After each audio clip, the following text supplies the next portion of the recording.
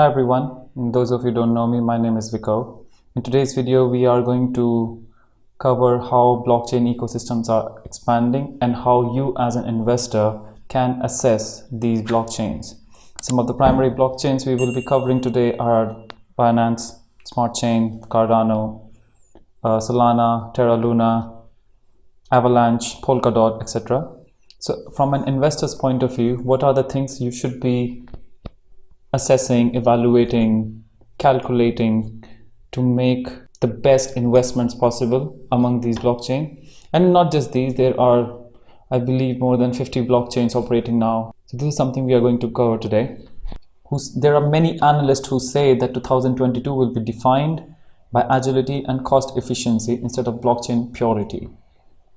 Great point, because as we see that there are many blockchains who are very intensively working towards the scalability, towards the transaction speed, towards throughput of blockchains, and they are one of the most important thing they are targeting with their structures is that they want to make the transaction fee very cheap. This is something which people who are dealing with Ethereum blockchain, who are interacting, transacting, anyway participating with Ethereum blockchain, they are suffering a lot because the fees it's super high.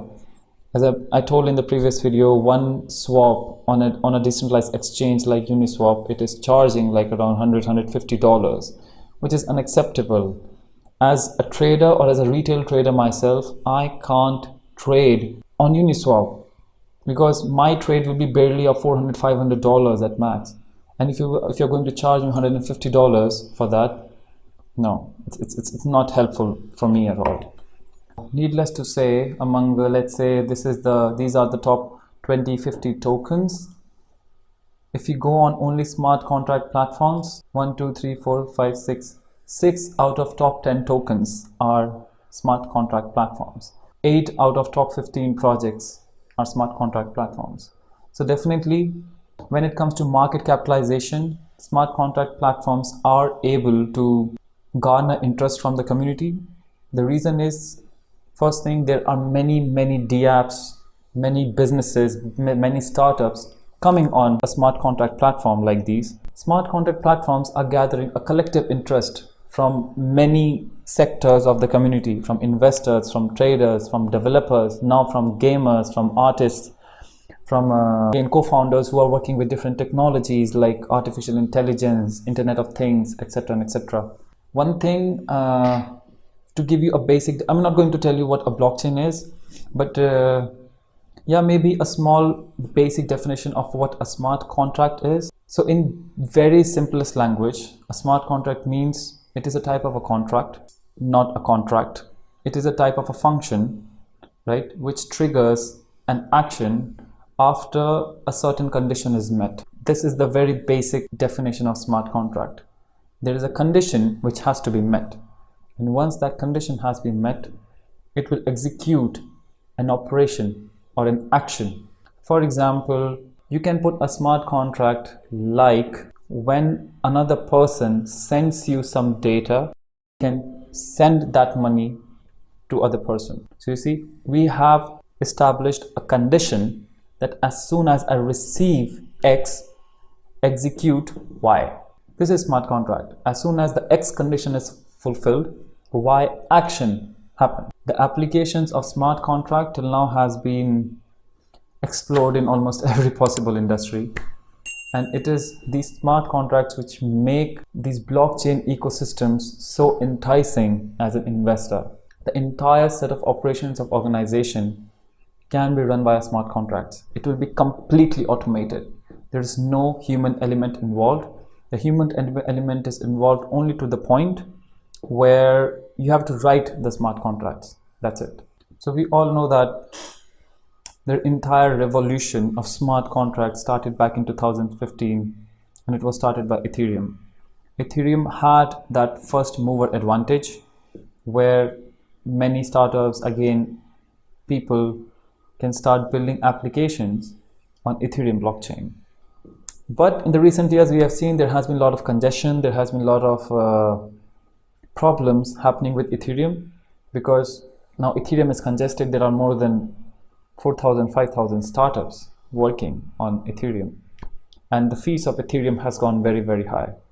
Now there are different blockchains like Solana, like Cardano, like Terra, Polkadot, Avalanche, Polygon Matic, Near Protocol, Algorand, who are working in this direction that the problems which Ethereum is facing, they want to remove those problems completely. And this is why there is a lot of interest in these so-called tokens called as Ethereum killers. Means there will be tokens which can potentially replace Ethereum because Ethereum is having certain problems. Before we start looking at the points, let's divide these blockchains into three categories. The first category is layer 1 blockchain. They are blockchains which are built from scratch, and they are separate ecosystems which are developing completely separated, completely disconnected from Ethereum. But there is one catch where they will be connecting. I'll explain that later. So these blockchains are called layer 1 blockchain, and these blockchains are in direct competition to Ethereum. These blockchains include Binance Coin, Cardano, Solana, Terra, Polkadot, Avalanche, etc., etc. Right? Now there are blockchains that are trying to enhance the capacity of Ethereum. They are trying to make life easy for the developers who are building on Ethereum. How they are doing? In easy words, if I tell you, let's say that they are performing a small set of operations at a different place, and when it comes to adding the blocks, they are giving an aggregated data together and the block is forming. It is like you had 10 assignments to do on a single night. So a few of your friends came and they said that I will do your work. They helped you with the assignments. They completed the assignment. They gave you back your homework, and you went to your teacher and said, my assignment is complete. Now to be the teacher who will be correcting those, checking those, validating, authenticating that it is your homework. So these blockchains are called as sidechain. Two projects which are very famous in the sidechain domain. One is Polygon, and second is Axis Infinity's Ronin chain. These blockchains are purposely built only to enhance the capacity of Ethereum. Now there is this third type of blockchains. These are called layer 2 blockchains. So think of it like this, like there is a blockchain which has its own governance mechanism, which has its own consensus model, but it is able to borrow the security layer of Ethereum blockchain. Now we have categorized these three blockchains. An important question comes, how do we evaluate them for the investment purpose? So the very first thing which we will be evaluating, we will be seeing their use cases. For example, we have seen blockchains like Solana, Terra, Avalanche, who have already made their mainnets live. The DEXs, the DApps, NFT marketplaces, all sorts of things have already started developing on these blockchains, and developers are finding really easy to build new projects on these blockchains. More the use cases, more will be possibly the utility of their token, more will be the demand of their token. More the token will be in demand, again, the better its valuation will be. In the decentralized space and only in the crypto space, there have been many projects, hundreds of projects which have already started to build on these layer 1 blockchains like Solana, Terra, Polkadot, etc. And even with blockchains like Polygon, go to Google and just search the blockchain name, and beside that type ecosystem. You will be able to see how huge their ecosystems have become only because of the smart contracts they have built. See?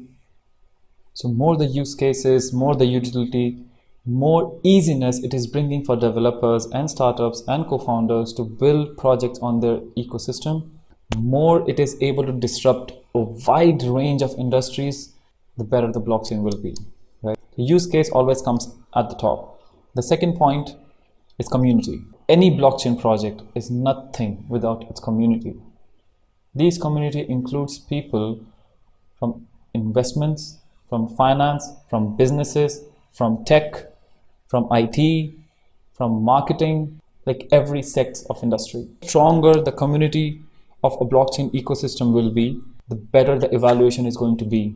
Classic example again, Cardano. Cardano tried to launch their smart contracts back in September, and needless to say, they miserably failed.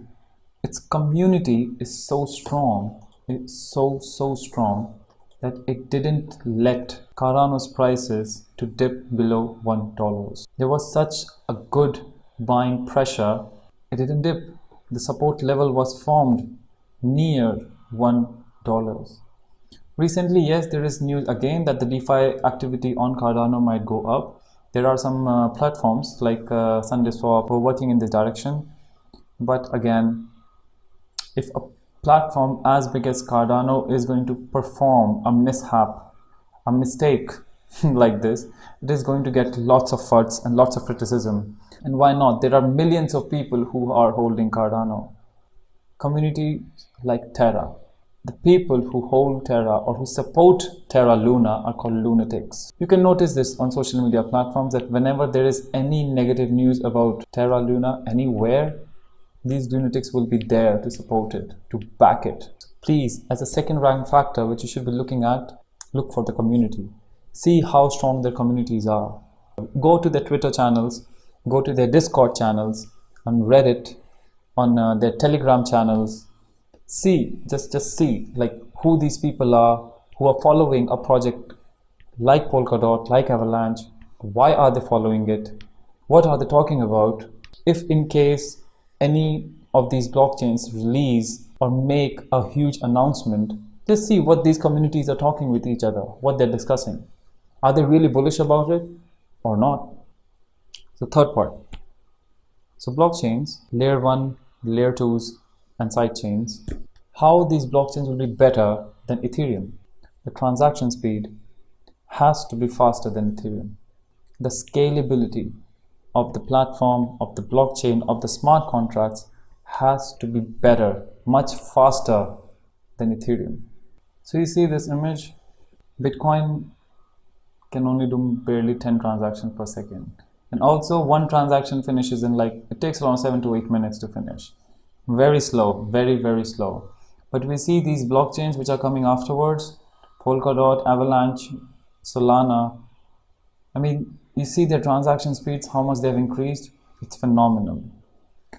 Yeah, seeing this with Ethereum 2.0, they want to bring such massive amount of scalability that they might be able to achieve 100,000 transactions, but it is not sure. We don't know whether they will be able to bring something like that. So how do we define transaction speed? Transaction speed means in a second how many transactions can a blockchain ecosystem execute.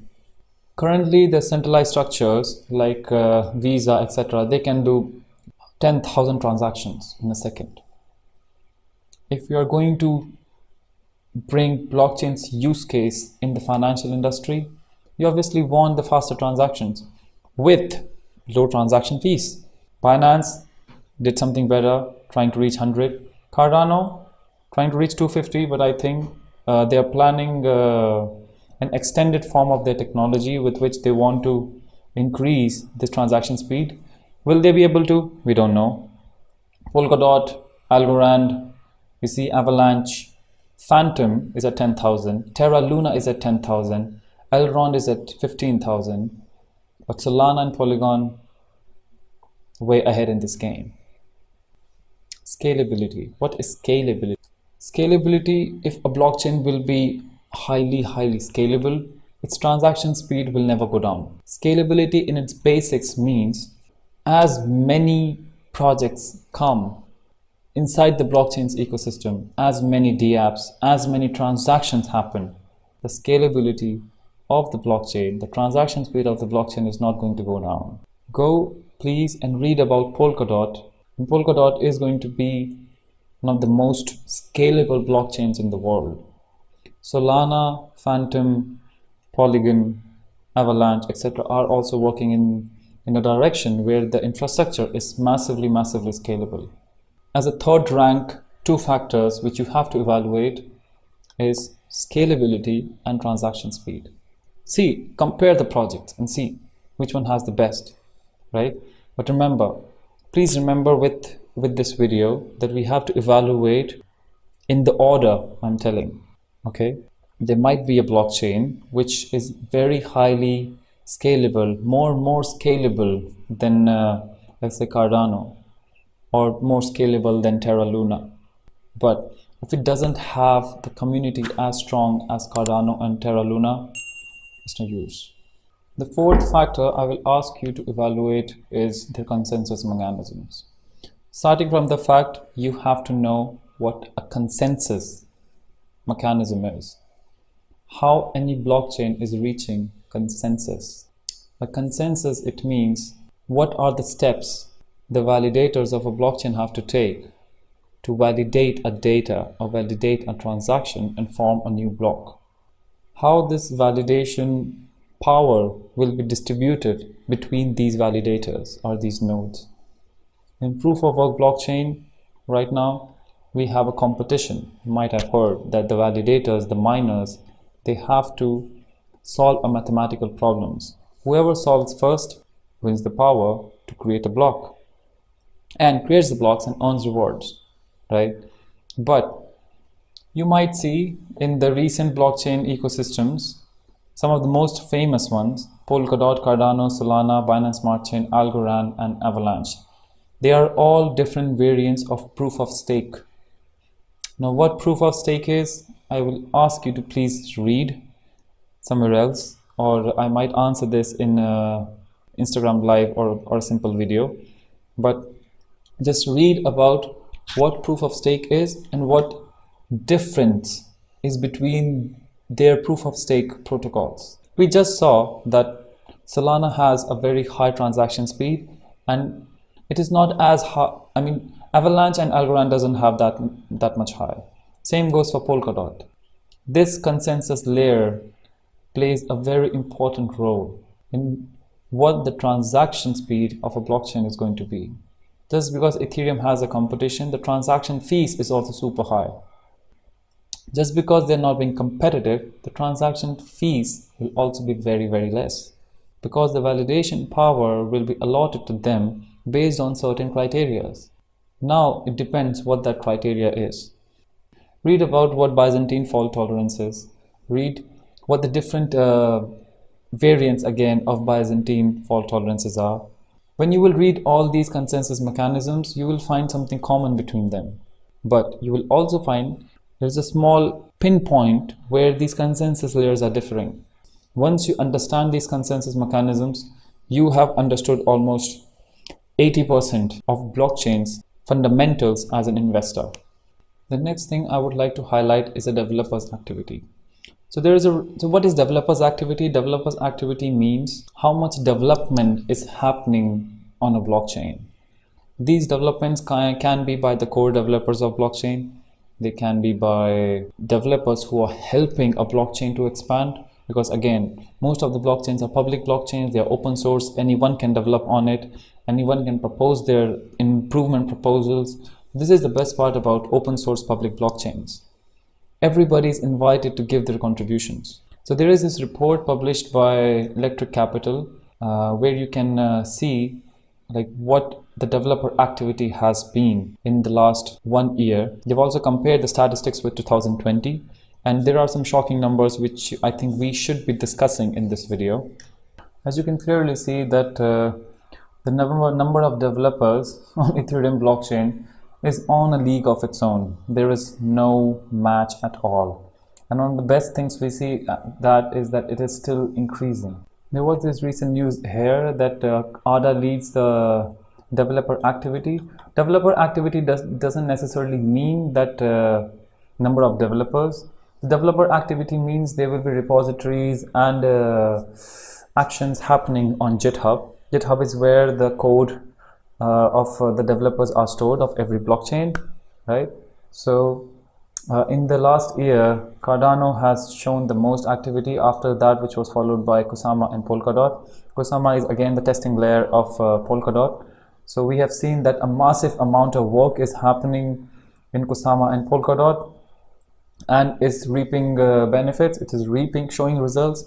But on the contrary, with Cardano, we have seen, despite of such heavy developer activity, their smart contracts failed. But we can see the numbers in Cardano, they have almost near 2x. And what is surprising is you see Solana. The number of developers in Solana have gone 4 times. Near has also shown nearly 4x gain.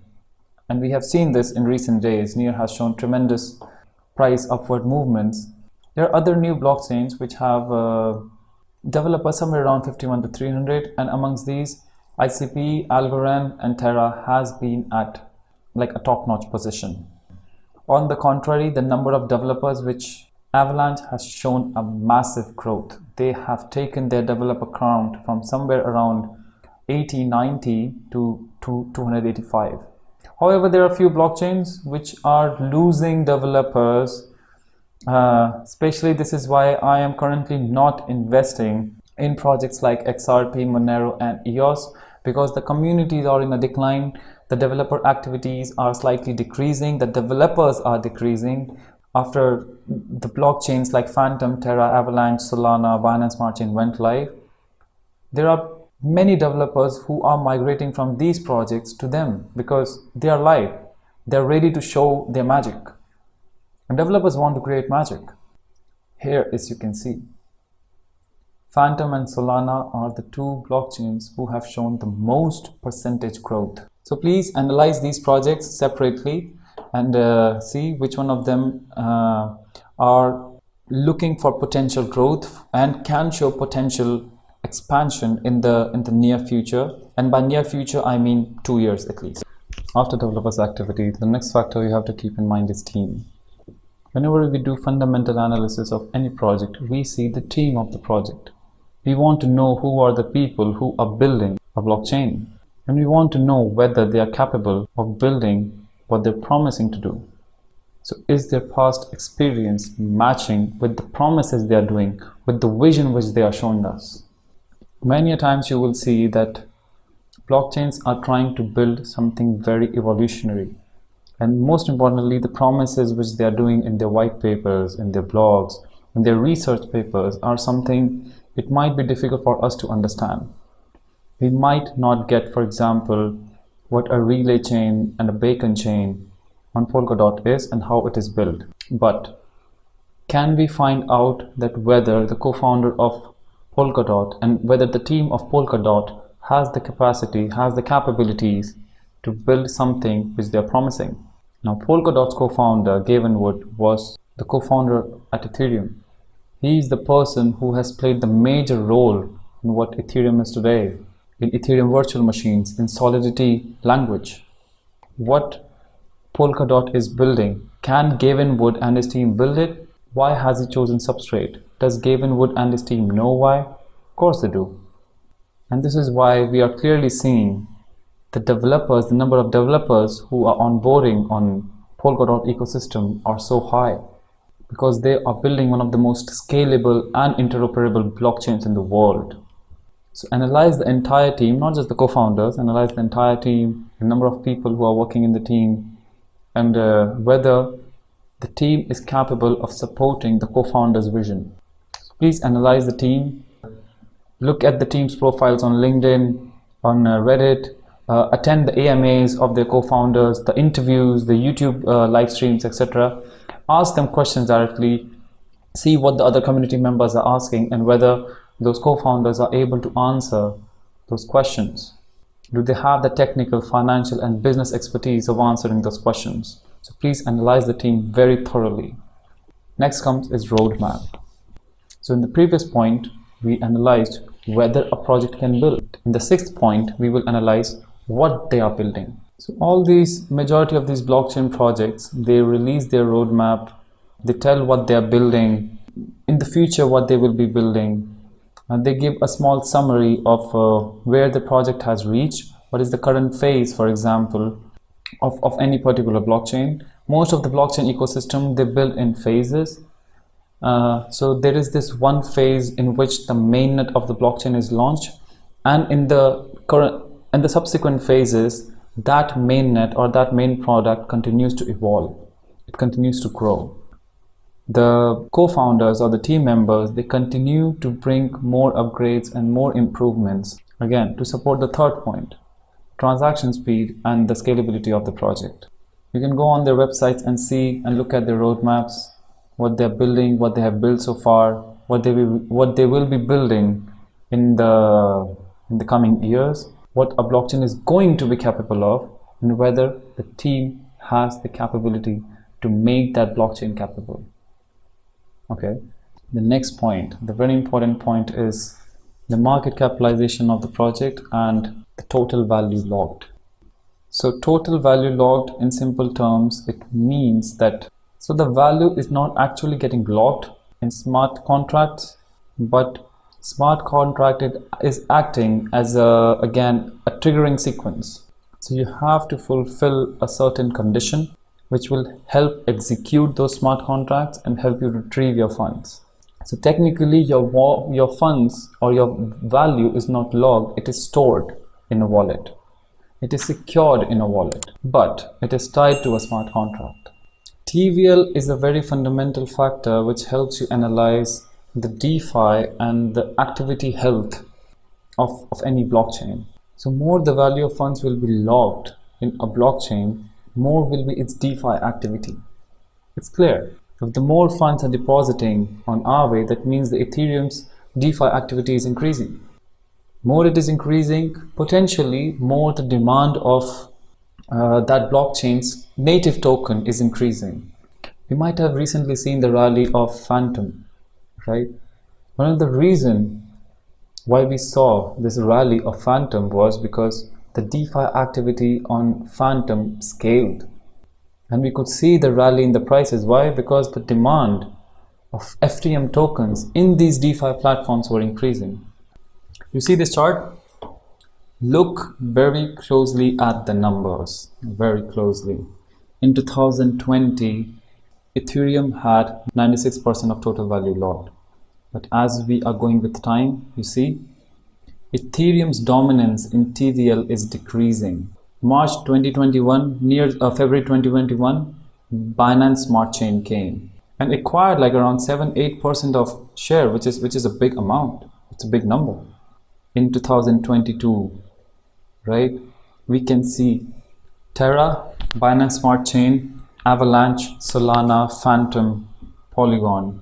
They're all leading the races in becoming the competitors or killers of Ethereum blockchain. There's a reason why I have kept TVL in the end of this discussion, is because TVL is not a leading indicator, a lagging indicator. By lagging indicator, I mean that the reflection on the prices might show first, and the TVL numbers might go up later. But there will be again a huge room of speculation when people will get to know that for example, the DeFi activity or the TVL activity on any blockchain is rising. And once it is rising, and when the investors will see that there is this amount of growth in numbers, they will speculate on the growth of the token and they will buy the token more. So the last factor we have with us is longevity. I will not give that much importance to longevity. Why? Because longevity just means that for how long a project has been active in the blockchain and cryptocurrency industry. The only factor is that if a project is old, it might have a very strong backing of a community. It might. There is one more important factor, which is about EVM compatibility. There is a set of audience which considers EVM compatibility to be very important because, okay, let's start with what EVM compatibility is. What EVMs are. EVMs are Ethereum virtual machines. Ethereum virtual machines, what are they? Think of them like they are software platforms, right? And they help developers to build dApps on Ethereum. It is this virtual machine where all Ethereum accounts and smart contracts live. It's the EVMs where the smart contracts of Ethereum are running. But is it an important factor which we should be considering before we are evaluating a blockchain ecosystem? Again, optional.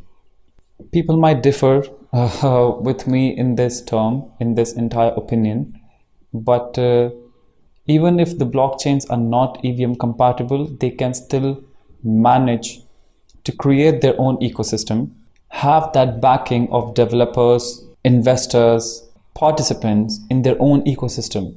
A blockchain might not be EVM compatible, but still might produce terrific returns for you as an investor. Please remember the order of these factors, and this order will play a crucial role in helping you quantifying or assessing these blockchains, these Ethereum killers. Start with the use case.